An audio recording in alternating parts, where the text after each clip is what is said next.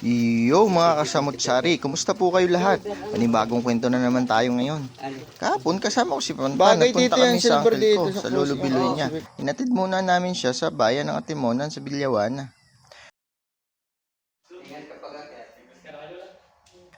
Pagdating namin doon, Ay, Tito. syempre laro-laro muna Love kami ni you. Panpan. Nakita niya yung drum Tita, set. alam Si Panpan pa nga nagda-drums kahit medyo sablay pero cute pa rin kasi todo effort talaga. Tapos sinubukan din namin magpiano kahit pareho kaming beginners, basta masaya. Pagkatapos noon, kumain muna kami. Ang sarap ng simpleng salo-salo, kwentuhan, tawanan at syempre banding time. Hindi mo yung chicken. After kumain, laro ulit si Panpan. Pero nung sinabi kong uuwi na kami sa bukid kasi bibili ako ng bahog ng baboy namin, Hindi pa nga tayo ayun, alis. ayaw pa umuwi si Sige, kuha mo Panpan. na May yan, kung lang kunting na. iyak pa nga Hindi pa tayo alis. kasi gusto pa raw 15 maglaro. Dito muna tayo. Pero kalaunan, napapayag din siya. Kaya nakabili rin ako ng bahog ng baboy. Tapos dumaan kami sa drive-thru ng Jollibee para mag-snack bago umuwi. Pauwi na nga kami nun, sakay ng tricycle. Dala-dala yung biniling bahog. Simple pero masayang araw talaga. At ayun mga kasamutsari, hanggang dito na muna ang ating kwento. Sana naging bigas sa simpleng banding namin Panpan kahapon.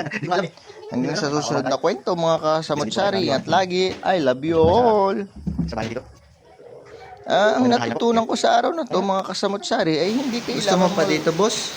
ay hindi Ayaw mo kailangan pa ng umuwi? magagarang bagay para Yan, sumaya. yan, yan. Ang mahalaga, yung oras na Ba't ka ginugol may natin luha? sa mga mahal natin Tara sa na. buhay. Kasi doon Ayaw mo ba? nabubuo ang mga alaala May na luha hindi kayo. kayang bilhin ng pera. Yan. Tanggal sa kabila. Don't forget,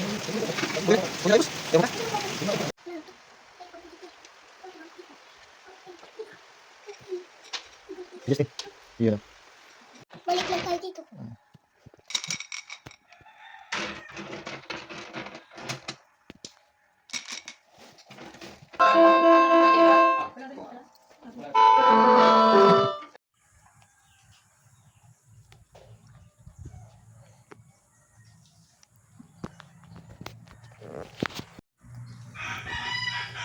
bye!